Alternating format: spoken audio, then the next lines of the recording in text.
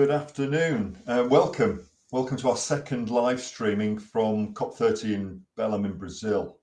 I'm Lee Morris. I'm Director of International for the Wildlife Trust. I'm in the UK, but we are going to be joined again today by Bethan Lachlan, Senior Policy Specialist from the Zoological Society of London, ZSL. Bethan is out in COP, and after we spoke to her on day one of week one, just over a week ago, I'm very much looking forward to getting her reflections on week one at COP30. Bethan, hi, thanks for joining us. Thank you so much for having me. Hello again. Yeah, it's great to see you. So we're going to keep this one, it's a lunchtime one today. So my first question to you is give us some highlights, or your highlight from week one. And I believe there's been a vote involved with some UK MPs. It has. Greetings from day two of week two at COP30. Week one was something of a whirlwind, they often are. But you asked about highlights. I think one of the key ones is just that things really are in full swing here. We've seen the advancement of the technical negotiations that have been going on, hundreds of incredible side events, amazing participation from Indigenous peoples, local communities, and also just a real melting pot of people. And talking of people, last week I had the really wonderful opportunity to brief a number of UK parliamentarians, members of parliament who were here in Belém, and we had the opportunity to brief them, but it wasn't a normal briefing. We were on a boat going down the Amazon for a few hours. There's a little clip of it here. It was really quite beautiful, and an opportunity to talk to our members of parliament about not only the need to champion multinationalism in the UK, but also a reminder of everything we're trying to save, and what the whole point of this negotiation is. So it was a really wonderful day. How was the conversation? How was the conversation on the boat? What's your sense from our parliamentarians in Belém? Yeah, it was a really positive conversation, but it's also really clear that we have to do a much better job of communicating about why this work matters to the UK context, because obviously their priority is on how do we communicate this to local constituents. And so a lot of our time was spent talking about the negotiation priorities, the political priorities, the big ticket items that we're seeing here, but also how do we effectively communicate that on the ground. We were also joined on the boat by an amazing NGO called the Environmental Justice Foundation, who did a briefing on the importance of environmental defenders in Brazil, and how they are actively trying to protect and enhance their local biodiversity.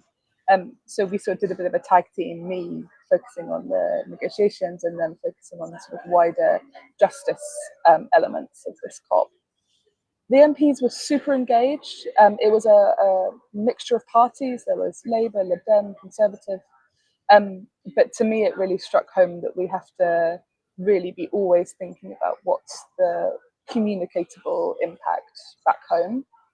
So it was really interesting. I think I learned a lot. I hope they did too. And the setting really helped us sort of see the significance of moving from understanding how these really technical negotiations really matter practically. Wonderful. That sounds like you've been a great nudge on some of them. So before I ask my next question, if anyone watching, and thanks to those of you who are joining today, probably in your lunch breaks, if you do have a question for Bethan, we've probably got time for one or two in the chat. So please pop a question in the chat for Bethan if you've got one, please. While they're coming in, Bethan, we talked last week about this being the nature COP or the forest COP. And I'm aware from the UK that there's been a bit of discussion around bringing together the different Rio conventions. Could you give us a flavour of that and how much nature is focused in the last week? Absolutely, yeah. So it's a funny one, right? Because this is the nature COP. It's being labelled as such, but nature isn't really very present in a lot of the negotiations. So that's something that ZSL and the Wildlife Trust and others have been trying to remedy for a number of years. And one of those opportunities is in a negotiation item called cooperation between international organisations. And this is the first time this agenda item has happened at a COP. it usually happens at the smaller middle of the year meetings that happen in June in Bonn. So having it happen at COP is really significant. And what we saw last week was, after a little bit of quite worrying deadlock for a couple of days, we saw that actually the presidency, the Brazilian presidency, has taken this agenda item as one of their main priorities, and they're pushing it into week 2. So this gets a little bit technical, but the presidency is able to sort of take up and champion a number of key areas, and they've decided this item on cooperation is one that they want to do. And the reason it's so significant is that, as many people will know, we have all these different conventions that cover climate, that cover land, that cover nature, but they don't particularly effectively communicate with each other. They're very siloed and not linked up. And this agenda item, if we can succeed in landing some text, would be a real opportunity for these conventions to come together when it comes to implementation, which is really, really significant, because all three of these conventions, climate, land, and nature, are meant to be in their implementation stage at the moment. But to do that, they have to be working together. They're not. So this is an opportunity to try and fix that. And I'm very pleased to say that although there's a huge amount still to do, and it could all fall through, we're feeling quite positive that week 1 ended on a really good note. And we're going to see, as of today at 5 p.m. my time today, we're moving into textual negotiations. So parties are going to be discussing the text that they want to conclude. One other thing that I'll add is the other thing that's been very, very pressing here on the nature side is around the Tropical Forest Forever facility, which is a new financial model that's been launched. It was launched at week 1. The idea behind the TFFF is that it's a new model to incentivize deforestation prevention through investments. So it's an investment model, and then you get payments back for deforestation prevention. And Bethan, sorry to interrupt, but it's in the news here that the UK is not paying into the TFFF. Yeah. What's the sense on that? It's true, it isn't as of yet. We've heard that we so far as we know, the UK is not investing, and that's very much linked to the fact that we've got a budget coming up very, very soon. However, it is, I think, quite fair to say that the Brazilians are incredibly disappointed about this, and that's putting it quite mildly. The UK was one of the big minds behind the creation of the TFFF. There's a lot of UK brains in its design. So the fact that the UK isn't contributing is a real shame. However, it's not the end of it. There is the next step is that we're hopeful, and the UK have given hints that after the budget there will be an opportunity to invest. So we do have to keep up that pressure, so that the UK do feel that this is a really important thing for them to do. So on behalf of society, we're doing that. So just for the people in the UK, there's all these acronyms running around about COPs and TFFs, etc. Yeah. So let's just a little bit more on the TFFF. As I understand this, this is about countries, party states who can afford to pay money into a fund that will then go to countries with tropical forests to pay them not to cut it down. In simple terms, is that's correct? Yes. Yeah, that's the idea. It's what's known as an outcome-based bond. So you put money into it, and then if the outcomes are positive, aka we're not seeing deforestation, you get an investment back, so a bit like a dividend. But the idea behind the TFFF is that you need some public money to kickstart it. So you need countries to give money, but then once that's happened, the hope is, and the aim is, that private investment will follow. So the vast majority of the money will actually come from the private markets. But to do that, those markets need to feel that this is a trusted model and need to feel that it's a safe model. So that's why UK and other country investment is really important, to sort of start that snowball effect of more and more money being pumped into deforestation prevention. Thank you. So I'm going to change the subject now. So another thing that very much hit the headlines from COP30 in the last week was around the protesters, the Indigenous people, and there was one day where some of them forced their way into an area that was off limits. So, and we also see lots of protests outside and around the COP building. What's the vibe there from Belém in terms of Indigenous people, and how much of an impact were those protesters on you personally? Did that impact you, or describe what it's like there in terms of the Indigenous people? Yeah, so this COP has got more Indigenous people who are accredited, so has to have badges like me, than any other COP in history. There are we think around 5,000 Indigenous people who are accredited with badges. However, these protests are a signal that there's a huge, long way to go. Accreditation is complicated.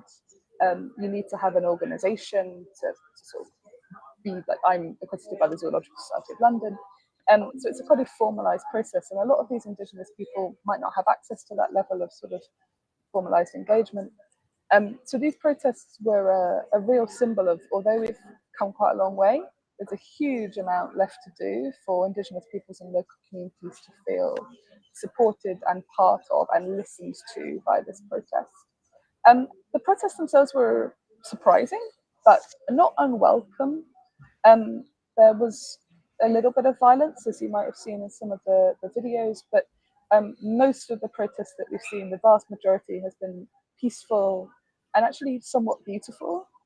We've seen Indigenous people lining the entrance to the COP, just sort of presenting themselves as a vital part of this conversation.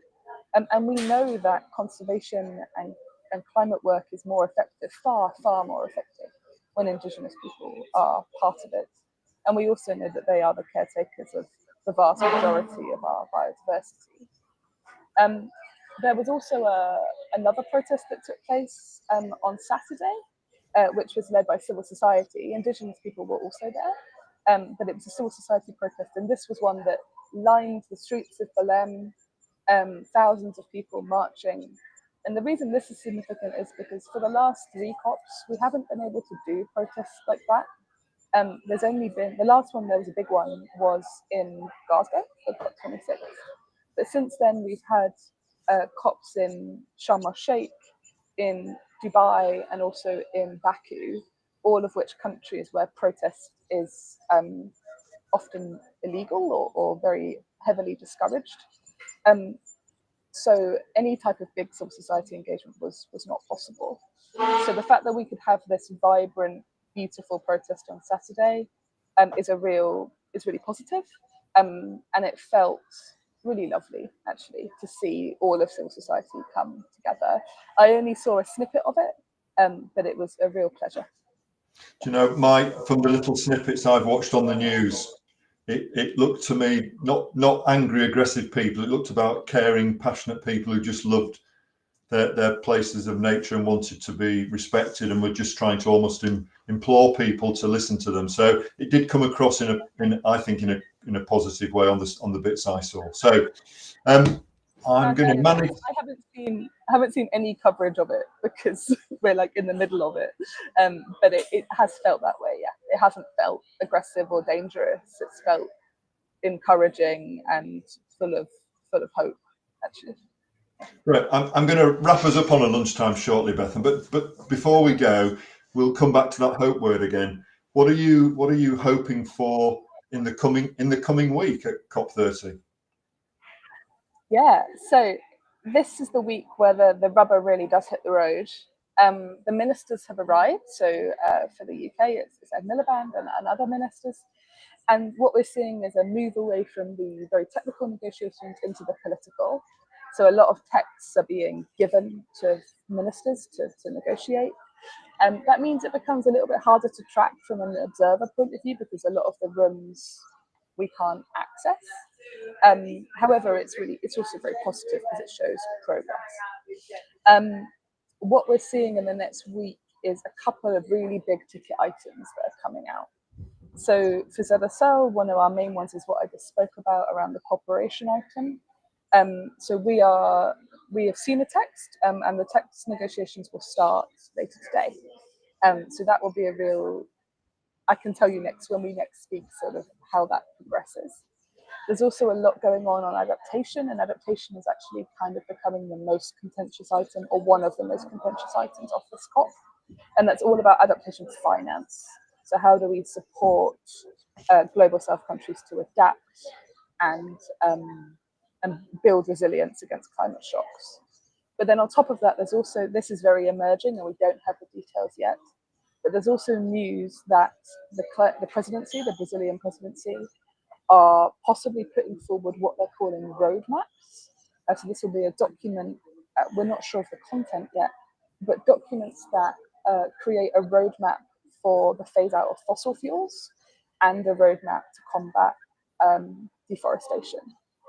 And on the fossil fuel ones, that's significant because in the UNFCCC, we have never been able to say in any texts that we should phase out fossil fuels. The strongest it's ever got is phase down.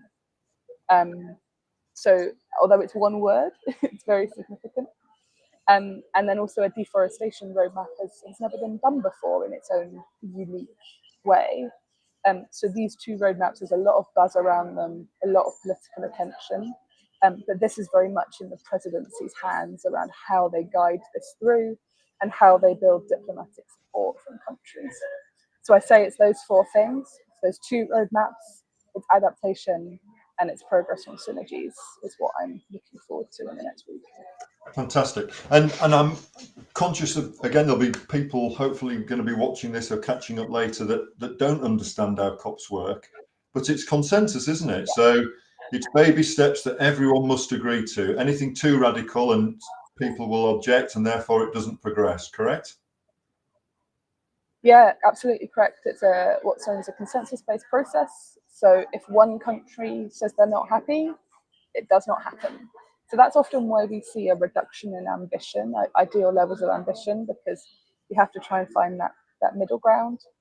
The saying goes that consensus is king in this space, and it's a funny one because I think people assume that it's a voting-based process, and sadly, it really isn't. So they often say that you have to make sure that everybody is equally dissatisfied at the end, and then you know that there's been a diplomatic success. Which is often quite depressing, but also an important reminder of how this kind of multilateral diplomacy actually works. Brilliant. I've not seen any questions pop in the chat, and we were planning to keep this a little bit shorter today because of lunchtime. So I think unless there's any last final thoughts or comments, Bethan, I'll let you get back to COP30 in Brazil. Yeah, absolutely. I think the main thing, main reflection, is that it's really interesting to see this process really be sort of straining we do it under it weight around how do because that is the crux of it, right? So you've got all these negotiations, you've got vital stuff on how do we have just levels of finance for adaptation, how do we protect the world's most vulnerable, simultaneously with how do we actually phase out fossil fuels on a global level, simultaneously with how do we fix these systems so they actually operate for implementation. So all of these things are all muddled together. There are literally dozens of negotiation streams that are happening. 40 decisions were ticked off last week, but there are still another 40 to be finished this week. The scale of it is just amazing. We've had one question, Bethan, from Paul, who's asked, how do we, these consensual promises, how does the world make them how do we make them enforceable so that those things happen? How does that work? Yeah, so this is a voluntary-based process that is part of the UNFCCC. But the point is that it doesn't end when the COP finishes, right? The point is that you go home and you implement. So that's why things like nationally determined contributions, which is the UK, the plans that every country has to make to decarbonize, that they're called NDCs, nationally determined contributions. So that's why they're so important that those have teeth, right? That they work. So the accountability, yes, it happens here, but most importantly, it happens at home. Because if a country makes commitments, if the UK makes commitments on the multilateral stage and then doesn't deliver, that is a betrayal of promises made to the international community. So as civil society, academic organizations, as public-facing organizations, that accountability stuff is super, super important. And as ZSL, the work on COP definitely doesn't end when the COP finishes. The work on accountability starts the moment we land back home. And I know that we're not alone in that. Many other organizations are the same, including the Wildlife Trust. So it's a tricky one, but it is definitely possible. The thing I always try to remind myself of is that, like, it was the Paris Agreement that inspired the UK to be the first country in the world to have a net zero target. And now 80% of countries have a net zero target. And I think it's around 90% or 80 to 90% of global GDP is covered under a net zero target. So these processes really do matter, but they're a signal, not a hammer, if that makes sense. Yeah, it makes perfect sense. And we had one of the comments, Jane. I'm going to agree with you. I think a world roadmap sounds a absolutely needed thing. And I'm also sensing, Bethan, that it matters. The relevance of this to the UK is still there, and we need, and every one of us in the UK that's listening to this can make a small difference. It contributes. Absolutely, that thing on accountability, like when I think back to the conversations I was having with the MPs earlier, many of them were saying that from their point of view, climate and nature is dropping down the priority list for their constituents because of the cost of living crisis and how difficult it is for many people at the moment. So I think, I personally, I'm not sure that is necessarily true. Like the global polling shows that 83% of people globally want more action on climate and nature. But it is definitely true that we have a really big role to play to remind our elected officials that this matters, and that especially the younger generations, our children and folks who are younger, absolutely paramount for them and things that they really care about. And the MPs really pick up on that, but obviously those kids can't vote. So how do we represent those interests when we go to the polling booth, and that when we engage with our elected officials in whatever way we choose to do so? Brilliant. They'll vote one day anyway. I'm going to manage time and thank you. I don't see any more questions. Thank you to those of you that have joined us today at lunchtime. Thank you to those of you that may be watching this later. There will be a third one after COP where we catch up with Bethan with one of the climate change experts as well from within the Wildlife Trust joining on the call as well. So Bethan, thank you very much for joining us again today from Belém. You're 3 hours behind us, so enjoy your day ahead. I will. Thank you so much. It's a busy day, so I'll catch you when COP has concluded. Yeah, I look forward to our third link up after COP. Many thanks. Thanks to all of you for joining. Bye.